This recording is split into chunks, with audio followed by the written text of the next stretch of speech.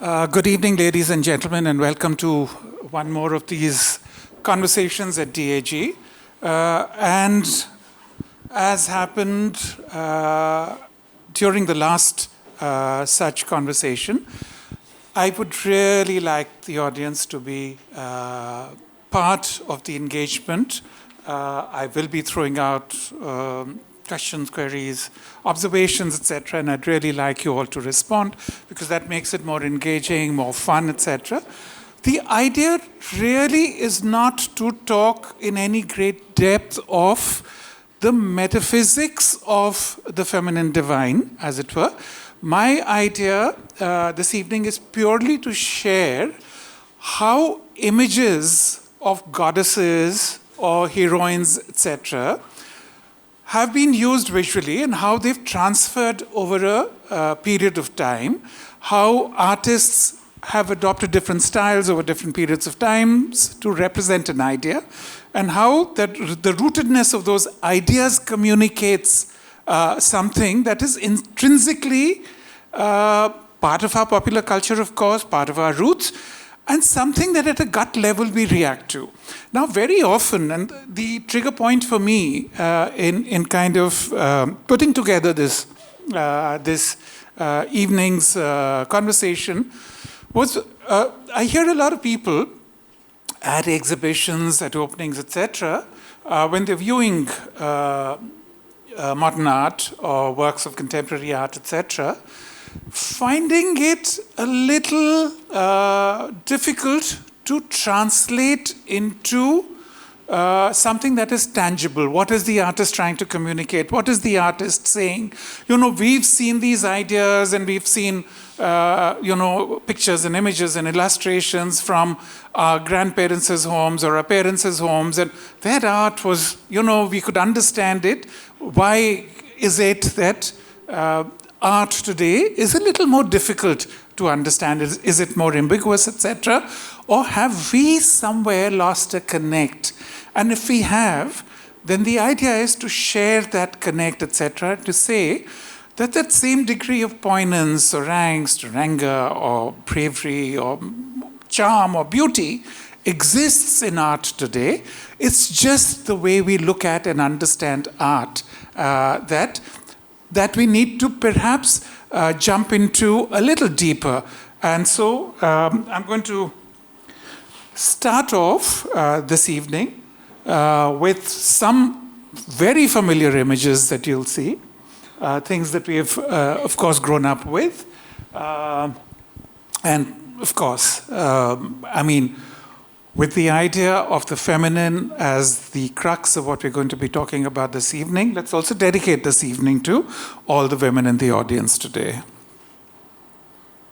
Clap for that at least, guys. All right, so let's open with an image that we've all grown up and are extremely familiar with. The idea of Draupadi, Chirharan, Vastraharan, the idea of her being disrobed in a public court, in the Kaurava court, and the way the image has been depicted. This, of course, is a painting by Raja Ravi Varma, a very well-known painting. And what you get is the heroine, her hair is open. You can see the uncoiling of the sari creating a spool at the bottom on the carpet itself. Dushasan is attempting to disrobe her. The Kaurava king sits on his throne, etc. And there is that sense of grandeur that is captured by the image. Now hold on to this image. I will repeat the image again in my slides, but do hold on to it because I would like to ask you how or what you think you see in the painting, where you get to actually compare it with another work done a couple of decades later by M.V. Dhurandhar. And what we have with Dhurandhar, of course, is a kind of repetition of a similar enactment by way of a history painting. You again have Draupadi. She's in a greater state of being disrobed, etc., by Dushasan. The architectural details are more fleshed out. But in this one, we also have Over here you can see Krishna. Very often in iconic images in our prayer rooms, etc., Krishna would be shown providing her or covering her modesty, etc., with this endless sari that couldn't be unspooled by the Kaurava prince. Now, take this forward and tell me,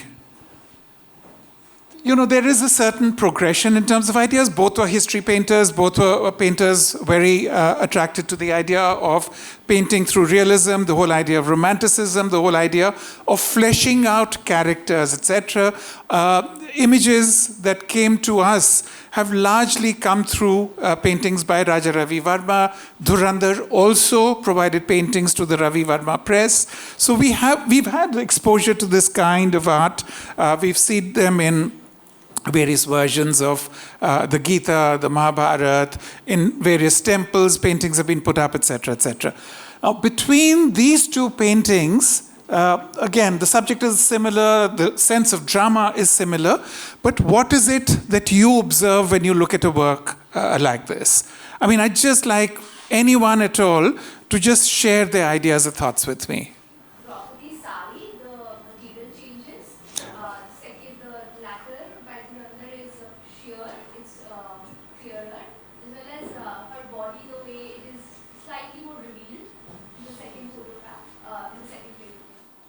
And it's true, a lot of the patronage was coming from the elite, from people who were building these massive mansions, and of course from royal kingdoms.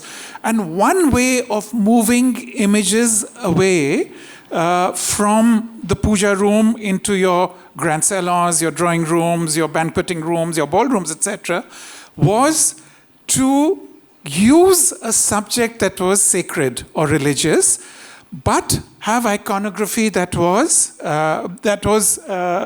through this realistic attempt, etc., to create a certain sensuality. So you were seen as progressive, with the kind of paintings that you put out there, but also it kind of shielded you, because the subject was sacred, rather than being secular, from members of the family, and particularly female members of the family, objecting to these images, being put up in let's say drawing rooms, etc., etc. And the moment you've said objected to, the idea of objectification comes up. Dhurandhar's definitely objectifies the subject far more. Yes, the fabric is more sheer, she's been disrobed far more, etc. And we've seen that degree of sensuality, etc., associated with history painting increased under both Raja Ravi Varma and Dhurandhar. It went on to be used by a whole lot of other history painters, whether it was Muller or S.G. Thakur Singh, etc., as they painted for princely courts across the country. But I'm not done with this as yet. So see, our subject remains Draupadi. We've seen Draupadi's paintings become a part of popular culture. They've been part of our folk narratives. It's been part of even our Amar Chitra Katha images, etc. Things that generations of Indian children have grown up with. And it's repeating the same kind of image making. There is a certain sensuality that is being fronted, etc. So in a sense, you start asking questions. Yes, the subject is religious. You're hoping that your children will inherit certain things, etc.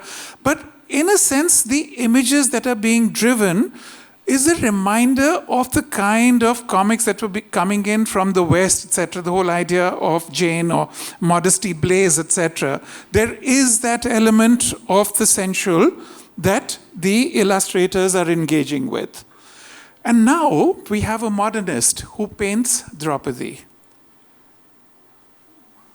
This is Krishan Khanna, and he's painting the humiliation of Draupadi. Notice the huge change in the manner of the subject.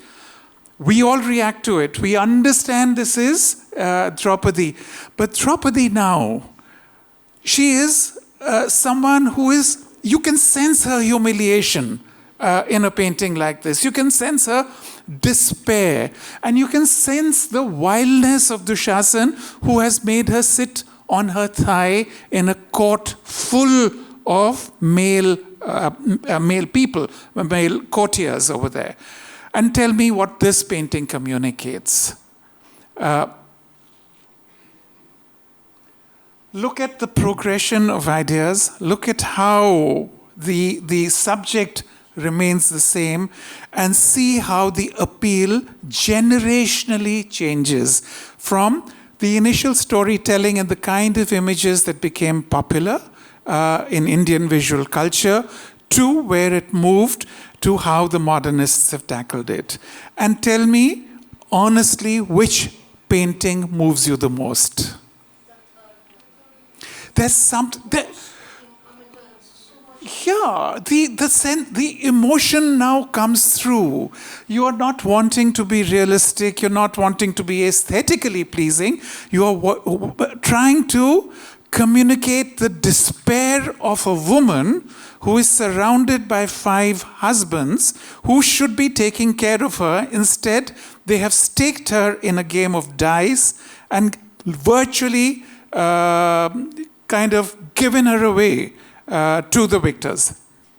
But the third one, I wouldn't be, it could be any generic painting per se, and I wouldn't know that's a scene from Draupadi, because the way it is portrayed, it could be a woman, not necessarily. So it's you see, there is absolutely, I agree with you, but then that degree of universality is something now at one level we know and we understand Draupadi and Draupadi's story through the Mahabharata, etc. But that is also the degradation of women that we are talking about over a certain period of time and through history, whether in legend, etc., etc. And therefore also we have this whole idea of whether heroines in the Ramayana were stronger or heroines in the Mahabharata were stronger, who took greater agency over themselves, etc., etc. And eventually, all stories and all art must be universal rather than being specific. So yes, I totally agree that unless it was titled and we didn't know it was Draupadi, it could be the degradation of any woman. But here we do know that this painting is titled The Humiliation of Draupadi, etc., etc. And once we know the story and we parallel this, the sheer poignance that you get over here is what my idea is in terms of communicating how artists in the modern and contemporary periods have engaged with their subjects and given us something that is very, very powerful. We just need to kind of understand their journeys, understand the art, and look at how modernism itself has moved, etc., to shape the visual culture for subsequent generations. Still not done with Draupadi. Anupam Sood's Draupadi's Vow now takes what Krishan Khanna has shown us in terms of her utter despair, that poignance, etc., that we're talking about, the despondency, etc., to a certain sense of valor, to a certain heroic woman who is the instigator and the catalyst for the Mahabharata war. She chooses not to take it lying down.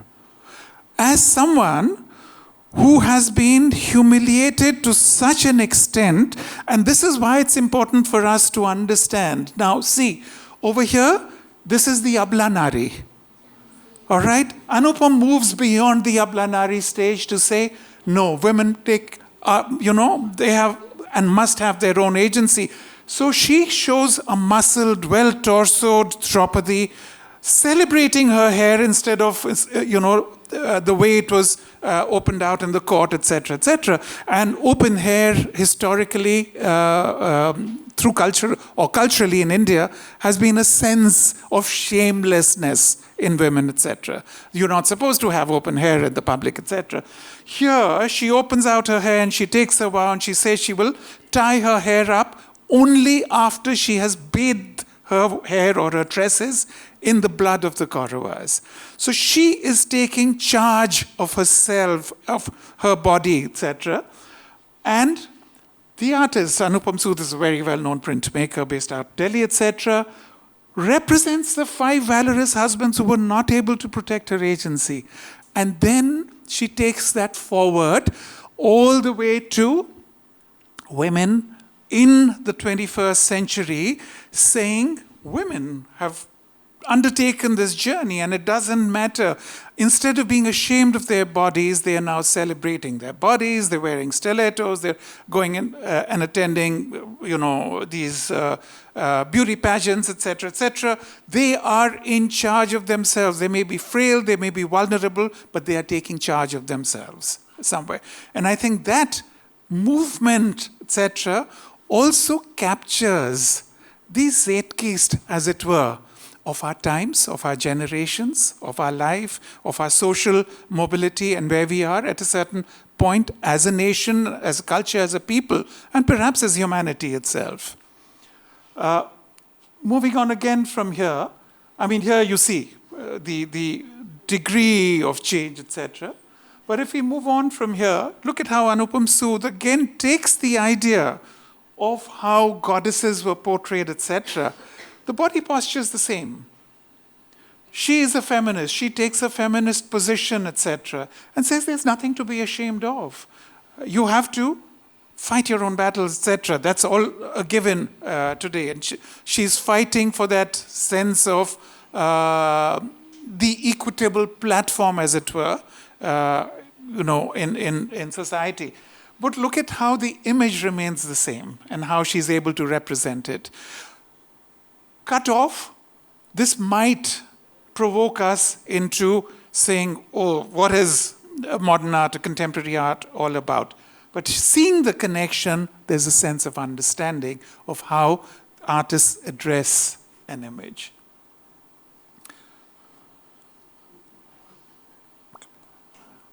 If only we actually truly lived that line. Okay, I'm moving away from there to the heroine that is normally shown as compliant, someone who is subservient to the male, the one who doesn't take agency, etc., and her representation. So from Kalighat Paths to, of course, Ravi Varma again painting the whole idea of Ram Darbar, to early modernists like Almelkar, where again the heroine is, of course, shown as someone who is subservient to the court and to the consort somewhere. Now, this is a spectacular painting of Sita in the Ashoka Grove. It's a beautiful, beautiful painting, one of Raja Ravi Varma's very wonderful paintings, etc. You see her sitting in Ravan's, Ashoka Grove in Lanka. You see the attendants who've been provided to her, who's supposed to guard her, etc. And see the representation. She's bathed in this lovely golden light. She is sitting quietly, probably thinking of Ram, etc., etc. She's not thinking of ways to escape. She's not looking at any other element that a Draupadi might have looked at in terms of stirring the cauldron, as it were. The attendants have been shown pretty much like demonesses, etc. There's a great aesthetic beauty to how they've been represented or painted as well. But they also seem to be in awe of both Sita's beauty as well as the idea of someone whose loyalty to Ram drives her personality and her character.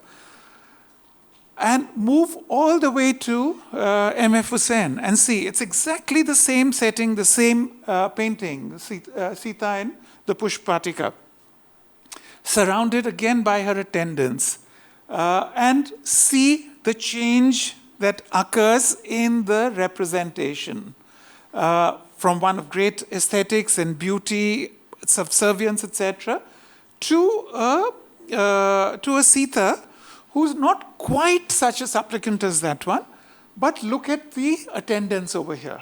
the attendants are no longer in awe of Sita.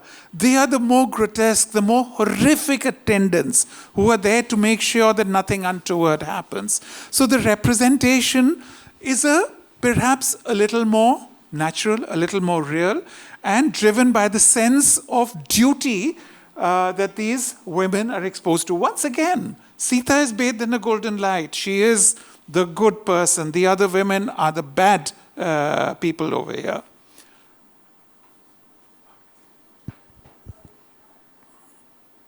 Bharat Mata, Bangla Mata, an image made in 1905 by Abanindranath Tagore, and it comes from the novel Anand Mat. The whole idea is taken of the Bhakti cult where a Vaishnava representation of the idea of the country as a mother goddess, as a nurturing goddess is provided.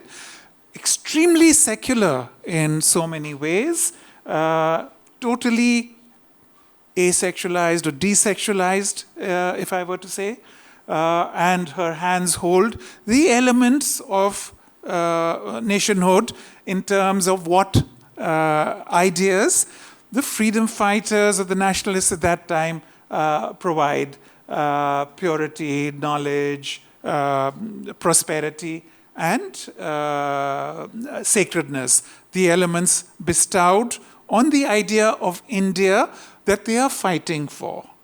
And this, of course, becomes such a popular image that artist after artist after artist incorporates this image work in popular culture, in posters, in labels, textile labels, matchboxes, etc., etc. And this is how, in many ways, the image gains currency and travels throughout the country, feeding the nationalistic frenzy or the frenzy of the freedom fighters leading the nation towards independence. So look at how that one image picks on the idea of the mother goddess by identifying it with the contours of the country itself, and how various representations with the flag, with the tiger or the lion, with the colors of the national flag, the freedom fighters itself, and the physical contours of the country. Look at how that image progresses and actually stamped almost in the Indian psyche. Whether it's in bookstores or bookstores that we saw it, it's part of schools where you have it in your assembly halls or in your corridors, etc., etc. And it's an image that has still survived and continues to survive into these current times. Matchboxes, labels, etc. And look, we've got stuff made in the USA coming into India, etc. But the image is something that is created purely for India. Again, whether it's the representation with the map, the idea with the flag of a modern society over here.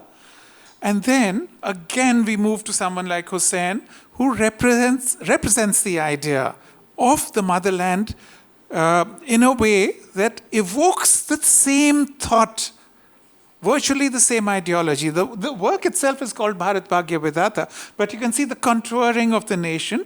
But where he takes it ahead is, see the imagegraphy, from something that is almost secular to something that is very popular and feeding into a political sentiment, to moving into the idea of a country that he places or locates as a civilizational, cultural, historical specification with Gandhi and his role in it. The whole idea, again, of let's say the Mauryan Empire, therefore going back to civilization, the idea of the farmer being iconicized as someone, and therefore agriculture being very important, the idea of trade.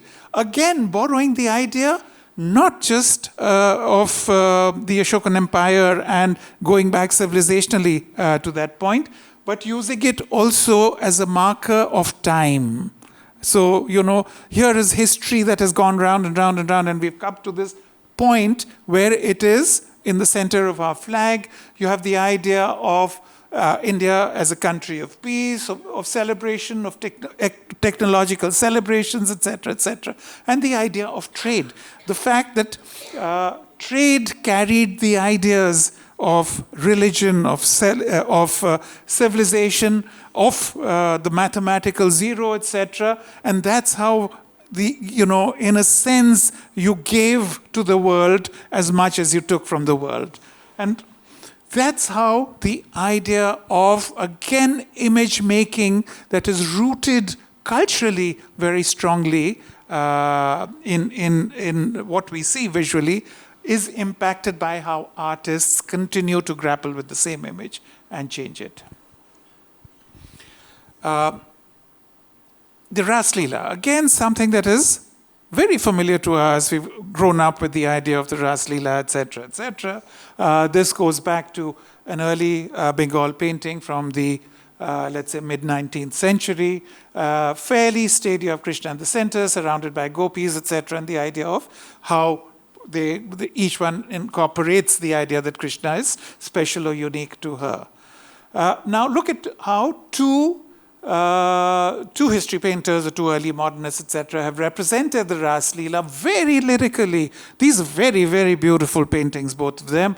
Dhurandhar on the left, D.P. Roy Chaudhary on the right. Now, on the left, again, we have Krishna dancing beautifully in the center, surrounded by the gopis, while the other gods look on. In the image on the right, the progression of the philosophy of what Ras Leela is that the women are so in trance that each one thinks that Krishna is dancing only with her, is much more impactfully depicted over here. And now comes someone like Ustad Allah Bakhsh, who takes this one step further. He's not even showing you the representation of the dance. He's just showing the gopis, each gopi who is going out to work, whether she's going out to prayer or, going out to milk the cows or collecting water in a pitcher or whatever, is so engrossed that whatever she is doing, she stops doing at that point in time because she thinks Krishna is with her. So again, the idea and how it transcends time and translates into images in different artists' hands over decades and over centuries of time.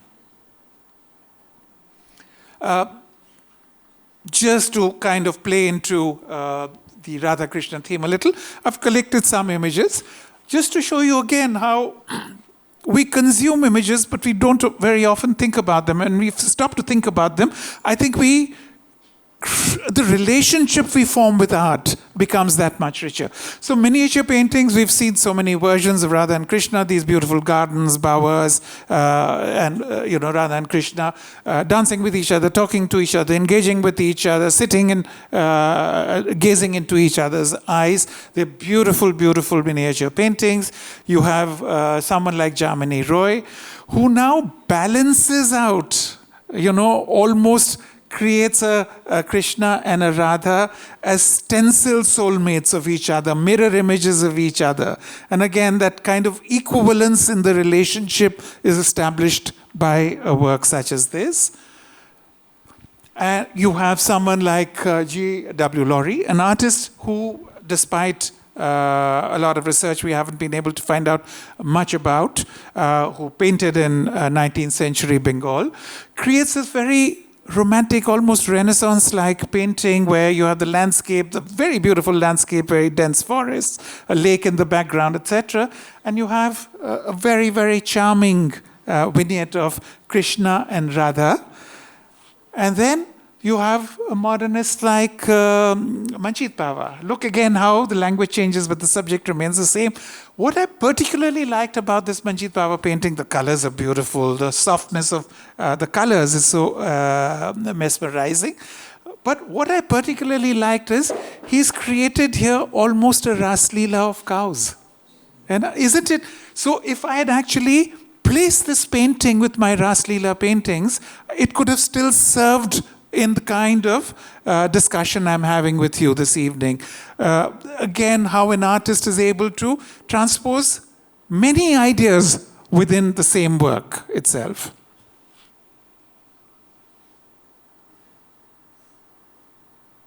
Such wonderful works, such different languages. Painted almost at the same time, a watercolor by Chugtai and an oil painting by Dhurandhar. Once again, here you have them virtually you see them in a trance. They're so immersed, so engrossed in each other that it would be difficult to separate one from the other. It's such a beautiful, such an impactful watercolor painting, a real masterpiece.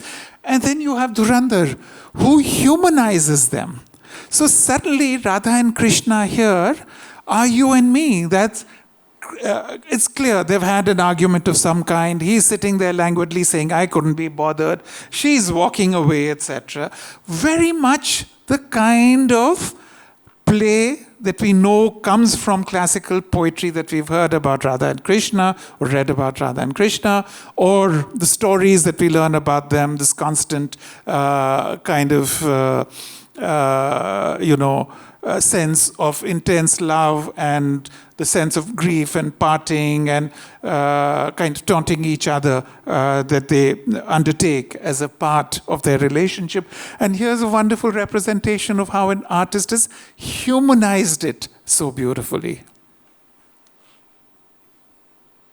And just as a last image, I picked this because I was very charmed by how Panikkar has chosen to represent Radha. Radha clearly now pining.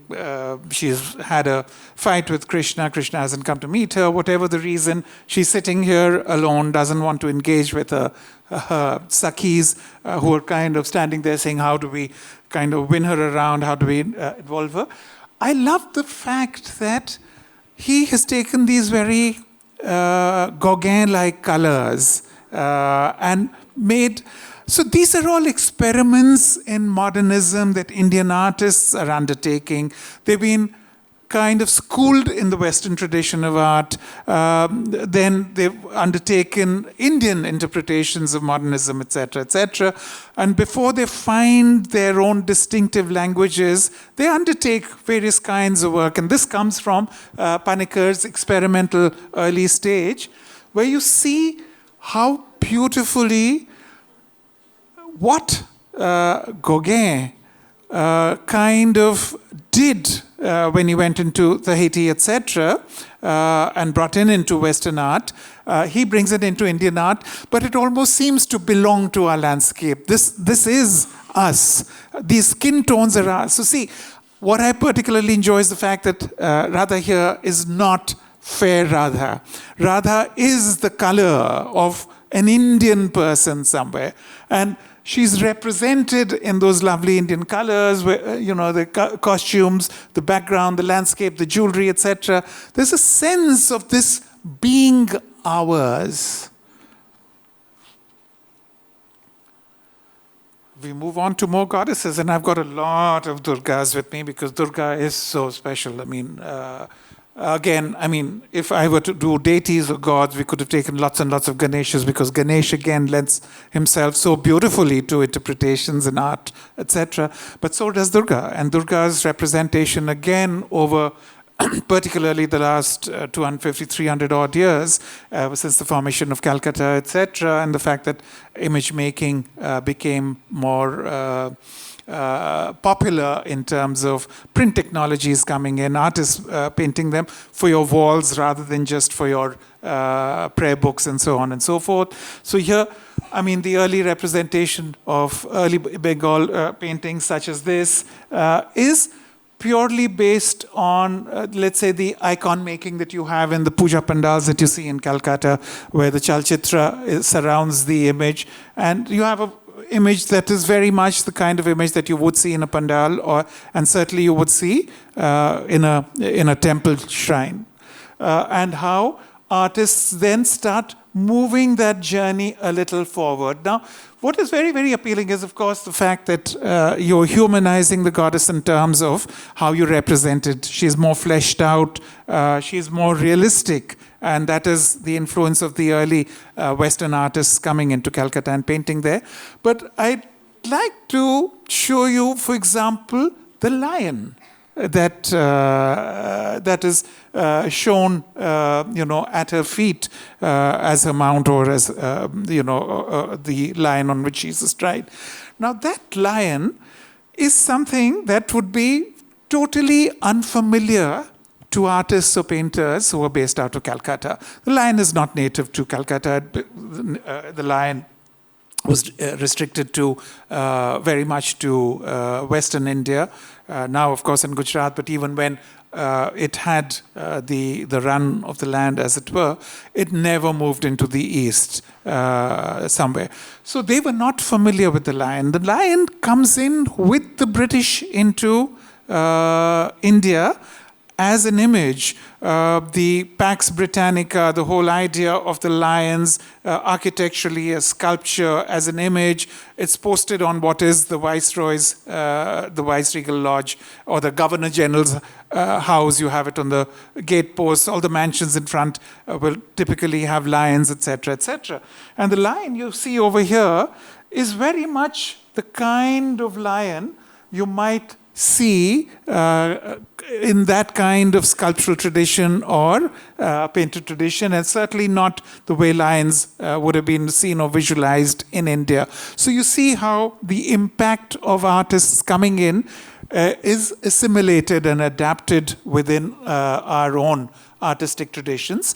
How, as artists move on with the image making of Durga, they're moving away from the classical image to which you pray. These are not images that you will place in your puja rooms, etc. They moved one step away or two steps away. There is a high level of stylization to these images, whether it's the goddess herself, or now look at the lion as painted by these artists, purely as creatures of great power.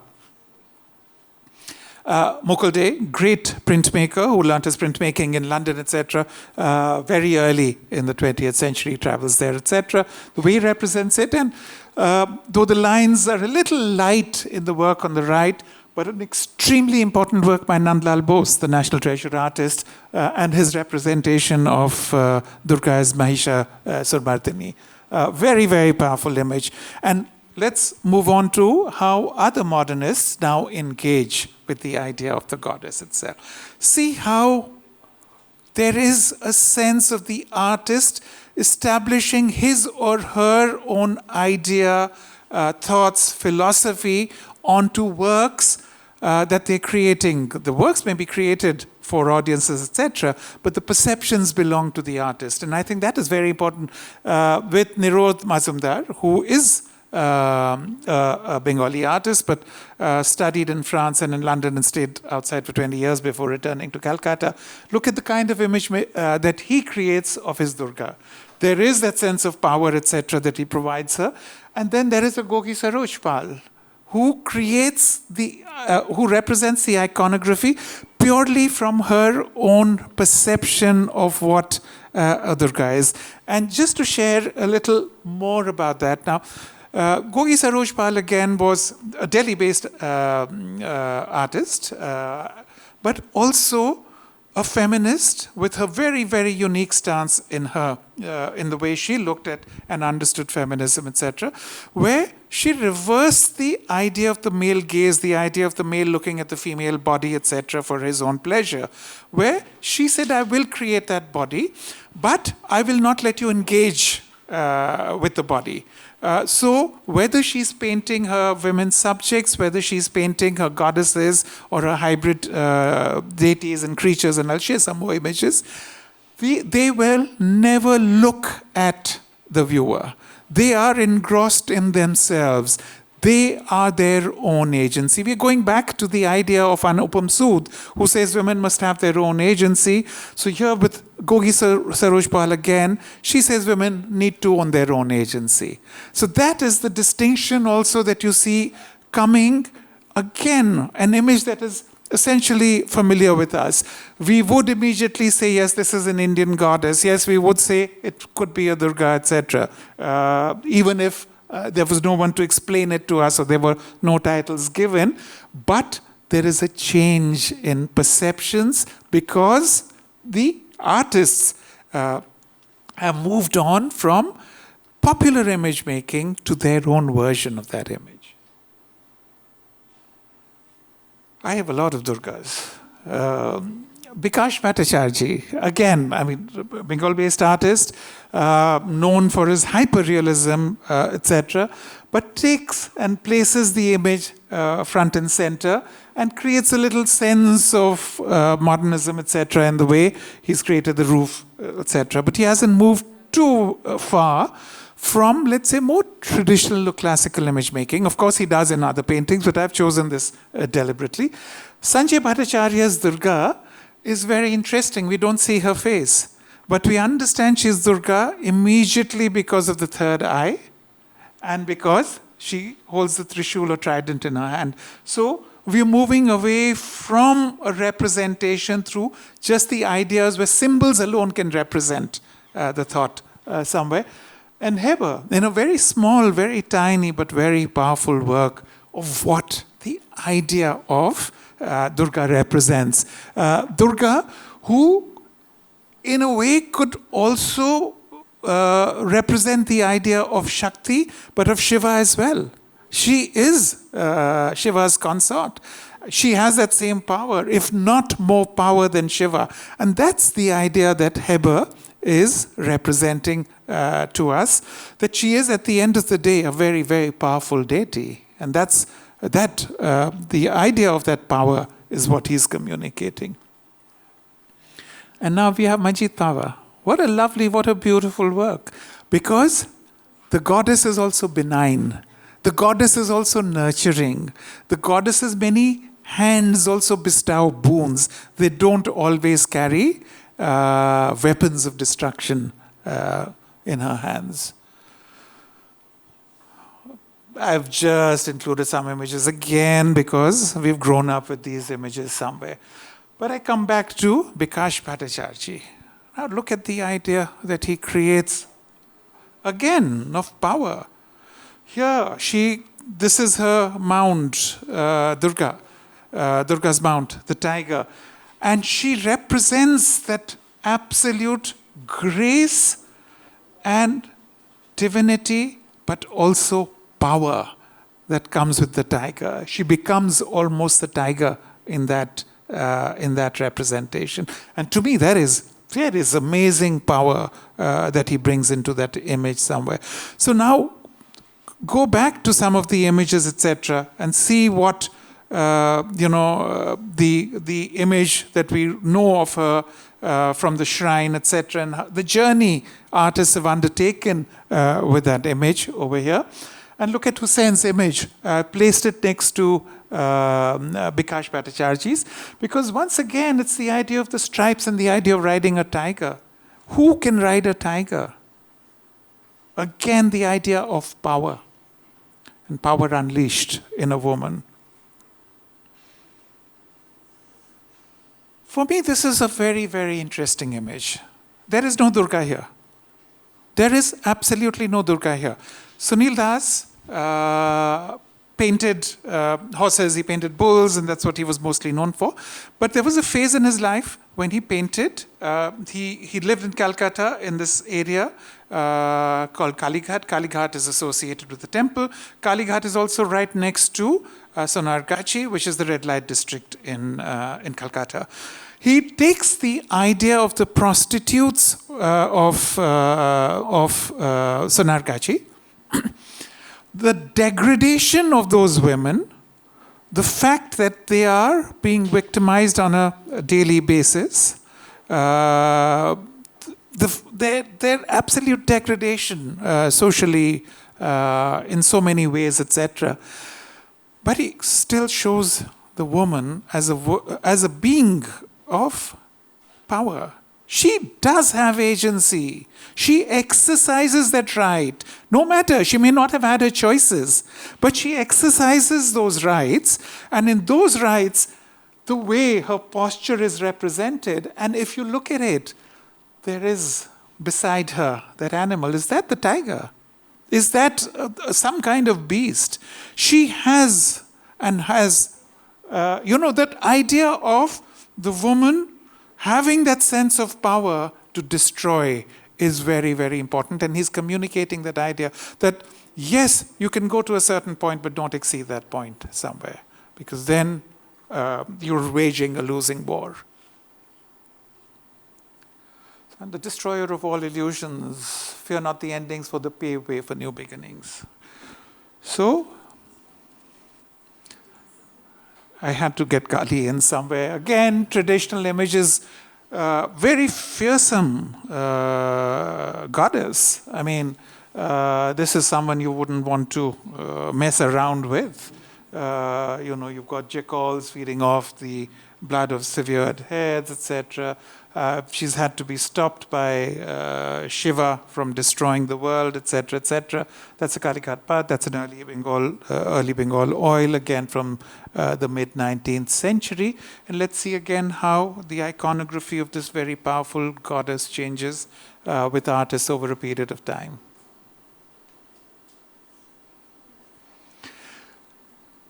The wonderful thing is that she represents wrath, power, almost a certain degree of savageness, etc.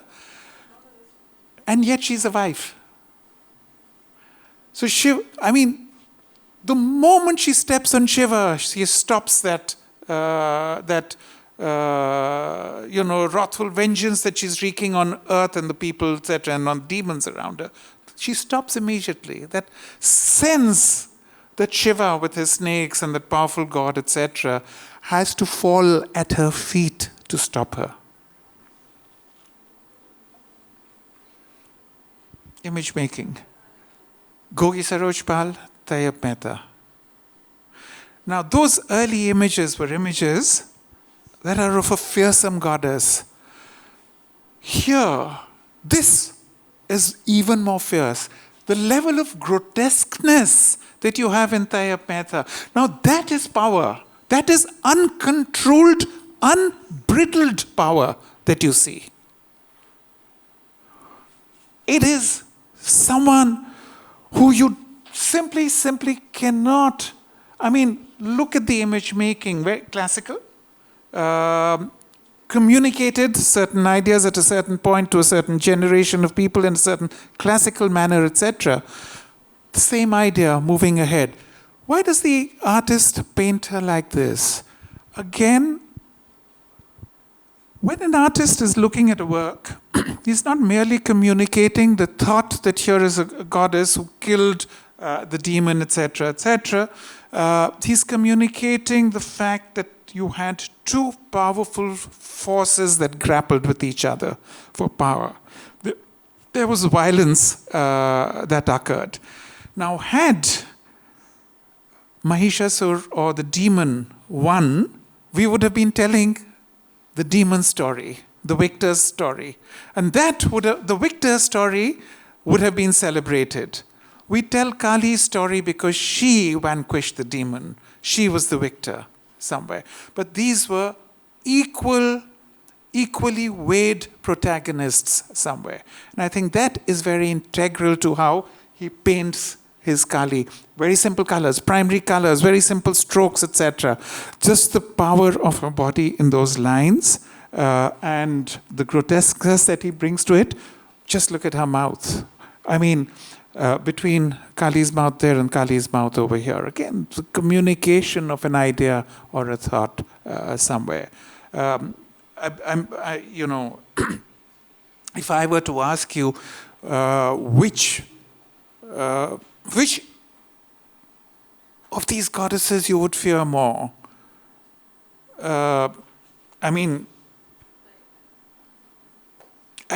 simply this image here somewhere. And then just to lighten the tone a little bit, her Durgas, her Kalis, so playful, so light, the way they fly around. Yes, there's violence, there are arrows, there are severed heads here as well, somewhere. But she's simply created a charming world, which is so wonderful. So wonderful. The stories are still there. Here, it's a kind of retreat into our childhoods, into our memories, into lovely little stories somewhere. So it's again how artists can actually change our mood with their representations and what they show us.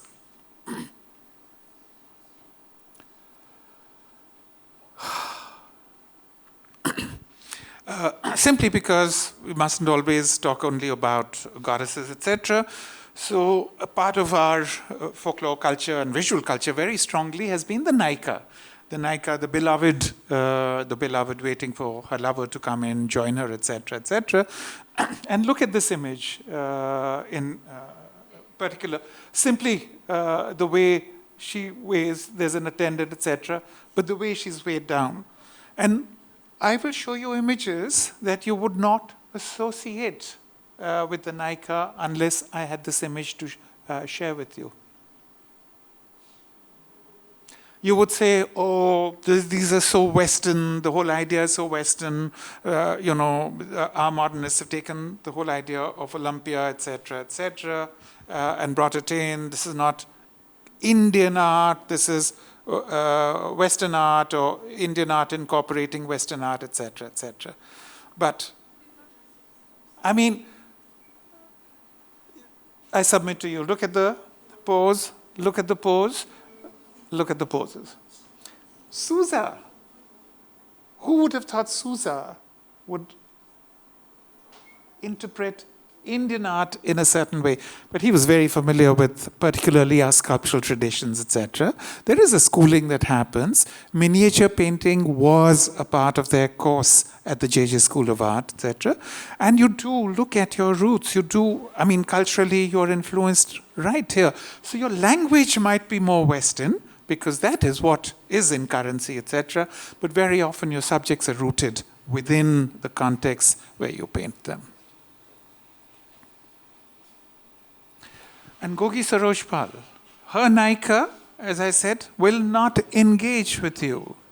She will engage with herself. What a lovely way to interpret something that comes out of our own classical miniature painting traditions. She creates, of course, these hybrid beings, kind of taking from mythology. These are her Kamdhenus. You have her Kinnaris, which I'll show you. Once again, the idea is, again, your agency is yourself. No one else will come to your aid. You have to look after yourself, etc., etc. So you're the nurturing provider as a woman. But even while you nurture and provide and take care, your nodal role in society, you can draw your strength from within yourself. And that is what her Naikas, her Kamdhenus and her Kinnaris do. They don't engage with you. They don't allow... Now, I mean, women are patrons of art too, women are viewers too, women are collectors too. But in particular, she's taking on the stance that men will not have the pleasure of engaging with my subjects. I don't offer them that choice.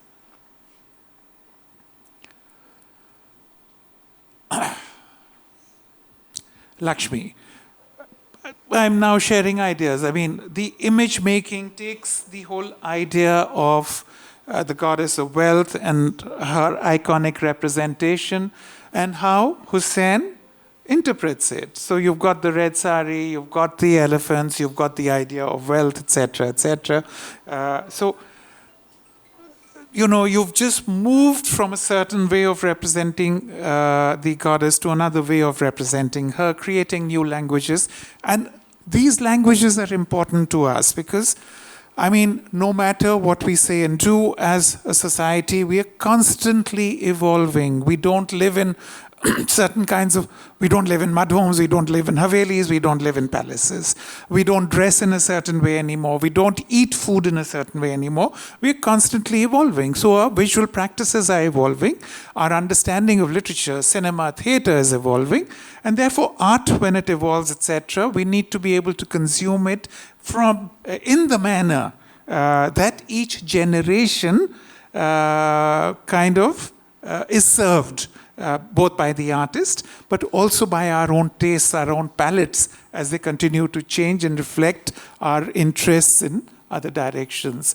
I've shared this image in previous talks as well as the next image, I think. But again, I just want to share the whole idea that you have the birth of Buddha. So Buddha's mother is represented on one side with clearly the king as being an equitable partner. The elephant image coming in as a part of many of his goddess images, but over here as a kind of prophecy of the birth of the Buddha, etc. The fish being a symbol of fertility. And the idea that this is actually Buddha and his birthing that is being created. So in that sense, it's not just the physical birth of the Buddha, but the making or the enlightenment of Buddha, which is the catalyst or the spurring point for which is when he moves out of the palace walls and he sees people suffering from old age, poverty and death, which is that reclining figure that you see on top. So it's not just a physical manifestation of the birth of a physical Buddha at the time of his birth, but also what made him the Buddha. Once again, the whole idea of iconicizing goddesses, etc. Here it's the goddesses Ganga and Jamuna, and the whole idea of elephants once again coming in as a representation partly of goddesses and pomp and ceremony and all of that, etc.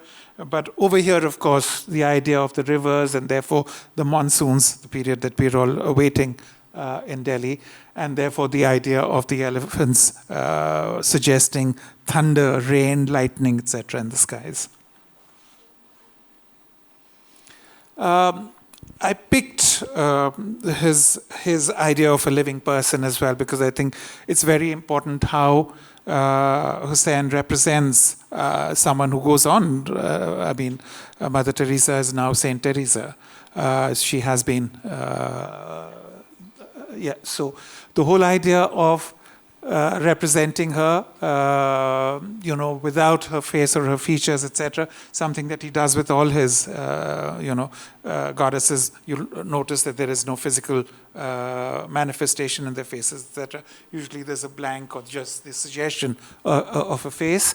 And then you have the idea of the children, the little children here and here.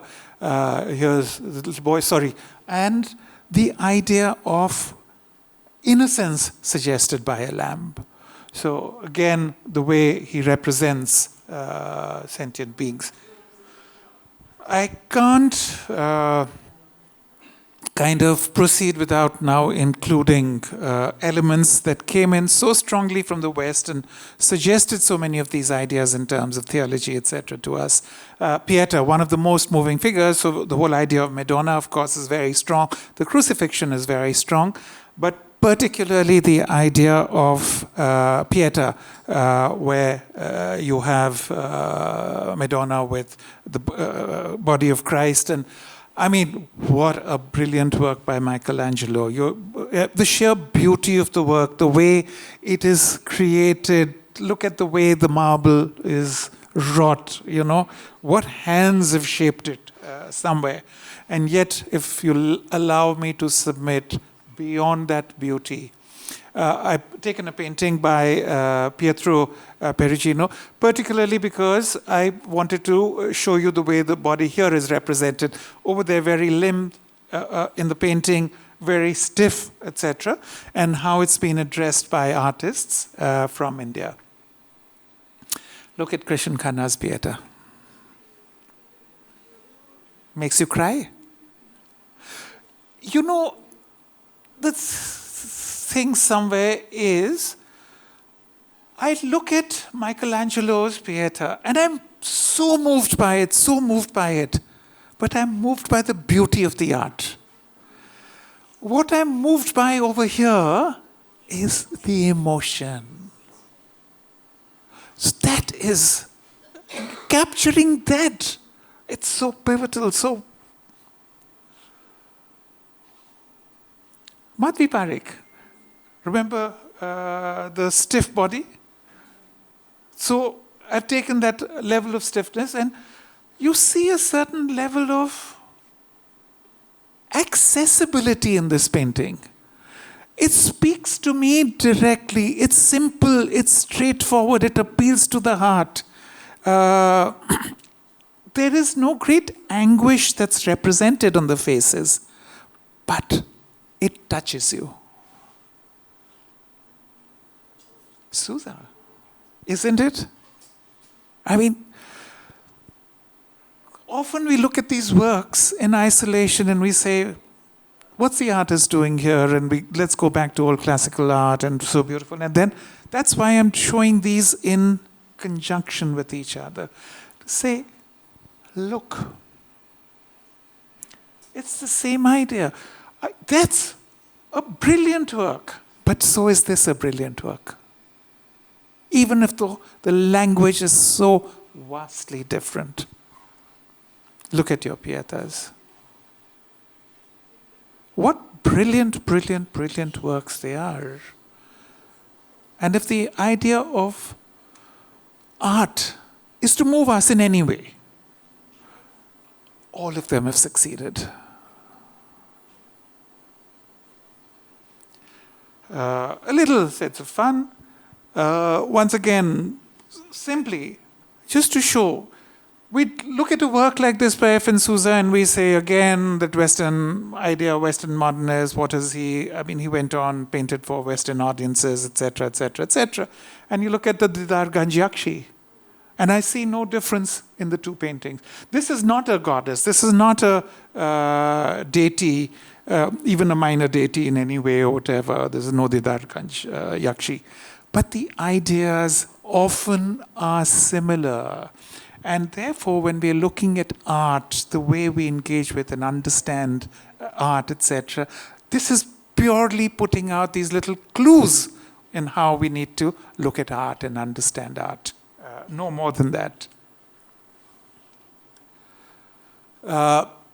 This is my last slide for this evening, and I thought I'd simply end with more contemporary artists, etc. Again, because it's very, very interesting. Surendra Nair's idea of Gandhari. It tells you so much. In terms of storytelling, there is so much. Here is a woman who is umbilically tied to her sons. There are 100 sons. Of course, he couldn't have possibly, carry this forward with the idea of 100 breasts, etc. But the multiplicity of breasts, etc., is showing you her emotional attachment to the children she has birthed, even though she knows that the path they have chosen in waging a war, in, let's say, humiliating Draupadi, in waging that war with the Pandavas is wrong. They have her support. They have to have her support. She is the mother. Emotionally, that idea of her as a mother and these 100 Kaurav sons appeals so hugely to me somewhere, that idea itself. And you have this iconic image of Rekha Raudratya, the way she creates her iconic image, very frontally, etc., representing in many ways the way the Jain figures are crafted, etc. She takes it and she creates this sense of an icon that looks straight out at you, etc., almost shaming you. Because you've always looked at women in a certain way when they're presented in front of you. So she takes it forward, portrays it so strongly and so boldly, but the images all around the smaller images are of the housewife doing her work. So the goddess is also a woman, is also a mother, is also a nurturer. She is all these elements, no matter how you celebrate her and what you do with her. The idea of understanding art and understanding the nature of how artists have changed their practices is what this little conversation this evening has been about. And right on time, etc. So a woman is the full circle. Within her is the power to create, nurture, and transform. And so have artists over a period of time. Thank you for being with me this evening. I'm happy to take any questions if there are any. Otherwise, well, enjoy the art around you at this level and at the floor below, and keep coming back for our talks and conversations. Thank you.